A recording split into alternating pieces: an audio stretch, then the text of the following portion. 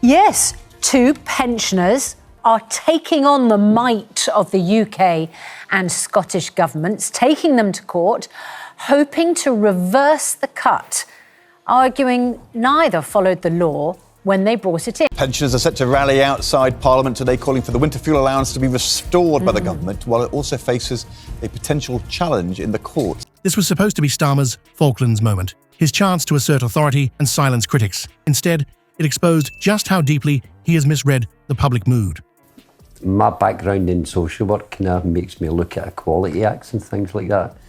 And I don't think that the government has carried out, certainly Westminster government has not carried out a full equality impact assessment. Political analysts are now questioning whether Labour's honeymoon period is over before it truly began. In this video, we break down exactly how Starmer's attempts to manage migration and justify tax increases have backfired spectacularly, leading to Reform UK's unexpected 9% surge. What the impact would be on various pensioners. It's as if they've just drew a line in the sand and the people below qualify for the benefit and they're fine, and people above, no matter if you're a penny or £100. And the Conservatives' surprising council seat gains. Before we move on, I'd like to ask you a small favour. If you appreciate this content, please take a second to like this video and subscribe to the channel. Over 98% of you watch the videos without subscribing. It costs you nothing, but it makes a huge difference to us. So, did you click the subscribe button? Great, thank you so much. Now, back to the video. Has Starmer's biggest political miscalculation been hiding in plain sight all along? While Labour's massive election victory initially suggested a period of smooth sailing, one decision has sparked a rebellion that threatens to capsize the government's credibility before it's truly begun. What appeared at first to be a minor budget adjustment has evolved into a defining crisis for the Starmer administration. When Chancellor Rachel Reeves announced the scrapping of the £300 winter fuel payment, the Labour government likely anticipated some grumbling, but nothing catastrophic. After all, budget cuts are part of governance. What they failed to anticipate was the sheer scale of the impact, with over 10 million pensioners affected by this single decision. This isn't merely a statistic, it represents a fundamental betrayal of a demographic that has traditionally viewed Labour as an ally. The human consequences of this policy shift have proven far more severe than anticipated. NHS England's recent data reveals a disturbing trend that cannot be dismissed as coincidental. 94,600 more A and E attendances by over 65s this winter compared to last year. This staggering increase directly correlates with the period following the winter fuel payment cuts, creating a damning narrative that connects government policy decisions with real suffering among the elderly population. For many pensioners, the winter fuel allowance represented the difference between warmth and cold, between health and illness. As Henry Bolton pointedly observed, it feels as though the government hates everybody or it doesn't care about vast swathes of the population. People are already suffering enough financially with their time. There are so many complications. No wonder anxiety and stress is increasing. His words capture the sentiment of millions who feel abandoned by a government that promised to prioritize the most vulnerable. The NHS crisis compounds this problem exponentially. Bolton further explained the impossible situation many elderly people find themselves in. You try and get a doctor's appointment and they'll say ring at 8 o'clock tomorrow morning for an emergency appointment. This forces many to resort to A and E departments when preventative care becomes inaccessible.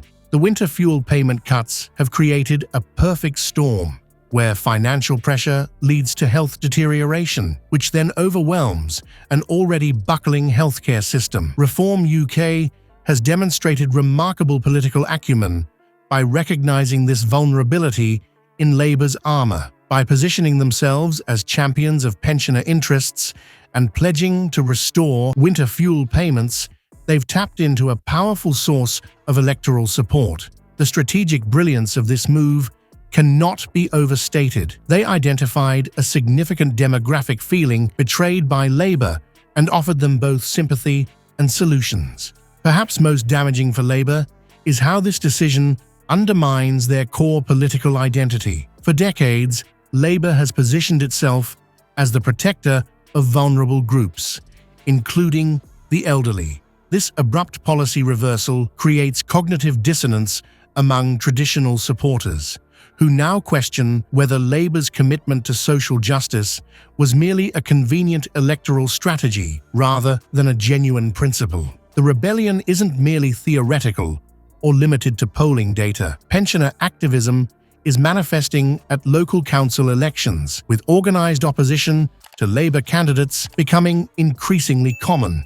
This represents a significant shift in political engagement among a demographic traditionally characterised as politically reliable rather than activist. What makes this situation particularly dangerous for Labour is that the pensioner rebellion transcends typical political tribalism. This isn't about right versus left, but about fundamental perceptions of fairness and care. When vulnerable citizens believe a government is actively harming them through policy decisions, the resulting backlash crosses traditional political boundaries. The NHS data showing 94,600 additional A and E visits by over 65s transforms this from a political narrative to a public health emergency. Each of those visits represents an elderly person in distress, and collectively, they tell a story of systemic failure. The optics are devastating. While pensioners struggle to heat their homes, they end up in overcrowded emergency rooms, creating a visual manifestation of policy consequences that no political spin can easily dismiss. The extraordinary collapse of Starmer's popularity represents more than just policy missteps. It's a fundamental breakdown in the social contract between voters and their government.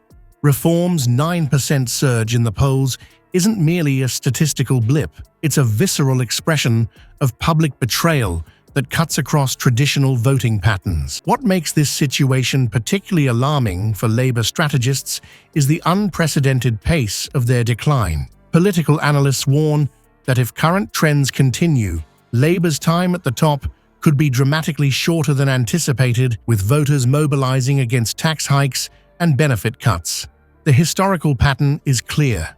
Governments experiencing such rapid erosion of public support after landslide victories rarely recover their footing. The coming months represent a critical juncture for Starmer. He faces the unenviable task of balancing increasing public grievances with maintaining party unity, all while reform and other opposition forces capitalise on every misstep. For a government that seemed untouchable just months ago, the speed of Labour's fall from grace raises profound questions about whether their mandate has already been irreparably damaged.